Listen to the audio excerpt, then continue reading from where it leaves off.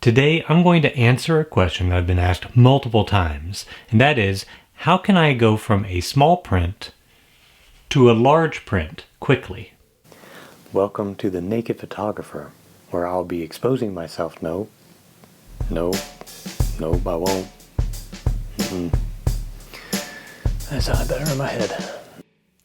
When I do exhibitions of my work, I normally print everything in large batches, and with my meager budget, I typically need to save money as much as I can, and that means not wasting larger, expensive 16 by 20 paper. So what I will do is set my enlarger up so that I can get all of my exposure time, dodging and burning, and all that stuff on a smaller 8 by 10 print. And then I need a way to quickly scale up to 16 by 20 and use all that information exactly the same. So I'm going to show you how I do it. Your equipment may not allow you to do this in quite the same fashion, but it should at least give you some ideas on what you may be able to do to get this to work for you. So let's go over to my enlarger and take a look at how I get things set up. The first thing you want to do is go ahead and set your enlarger up for the larger size, your finished size. So in my case, everything is set up for a 16 by 20 inch print. Now I'm using a 4x5 negative, so I've got my lens, 150 millimeter Schneider Componon S lens in there. You want to go ahead and get the image sized correctly and in focus, and I've closed my aperture down to its working aperture. So for this lens, which is a 5.6 lens, that would be one stop down to f8. Most lenses are 1 to 2 stops from wide open for their working aperture. I'm not going to worry about the time right now. I still need to do a test strip just like normal, but that is not necessary for setting up. So with this, what I'm going to do is turn the lights out and take a brightness reading with my light meter. Now you can do this either as a shutter speed and f-stop reading or an EV reading, whatever you're most comfortable with. I am using a incident meter for this. I'm going to have the dome retracted. Now I'm going to be using the shutter speed and f-stop setting. Your shutter speed setting is irrelevant for this. Really, I just want to have a difference in brightness. You can also use a lux meter. That would work just as well. So let me go grab my meter and take a reading of what my brightness will be at the baseboard for this size print. So turn the lights out and grab that meter. Now, normally I would not do this with the safe lights on. I'd have it pitch black so that nothing affects what I'm reading except the enlarger. But for the sake of being able to show you what I'm doing, I've got them on right now. So I've got my light meter. I'm just going to put it on the table right in the middle and turn the enlarger light on. And now just take a quick reading. And I'm getting f8.8. So now what I'm going to do is raise the enlarger up and refocus for an 8 by 10 print. So I've got my 8 by 10 easel. I'm going to put that in the middle. I'm going to put the light meter right where the paper would be. And now I'm going to raise my enlarger. So my model allows me to raise the table, and then I focus by moving the head, not the lens. Your model may work differently, and you will have to figure out how to make this work for you if you want to try something similar. You may simply want to set your 8 by 10 easel on a series of boxes or a platform that you put over the easel. That's up to you. But for me, this is what I do. So now I'm just going to refocus and get the 8 by 10 and then read it. Okay, so 16.5. what I need to do is adjust the brightness of the light so that it reads what it read before, f8.8. Now you can do that several different ways. One way is to just change your aperture.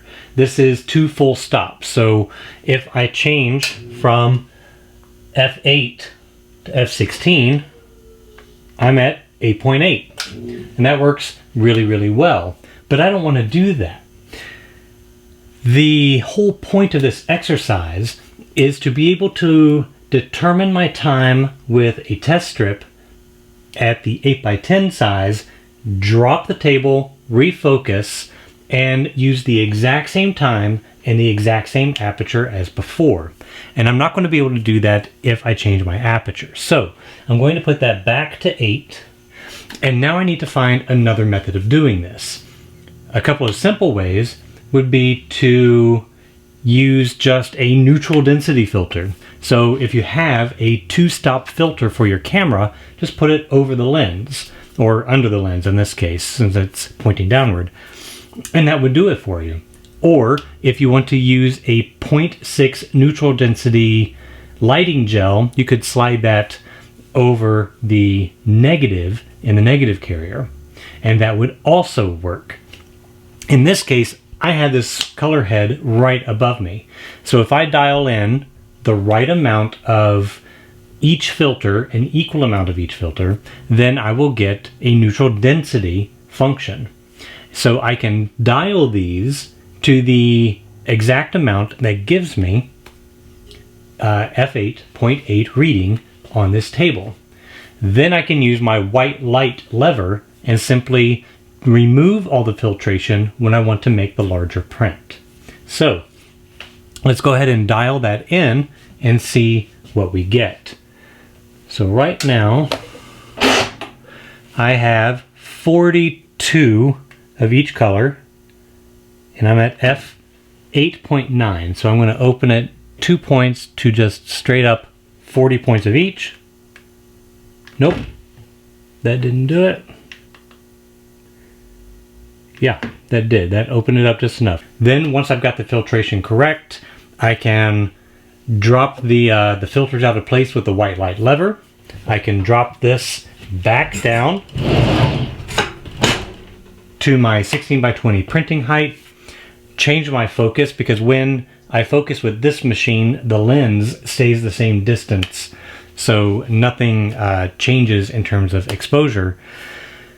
And then I'm ready to go. The same printing time, same printing aperture as before, and it just gives me a very consistent way to use 8x10 paper for the steps to determine what my print will be. Then I can just make the final print here. Now I know some of you may be thinking, well, if I don't have the exact same paper for the small print, when I go to the large, things are going to change.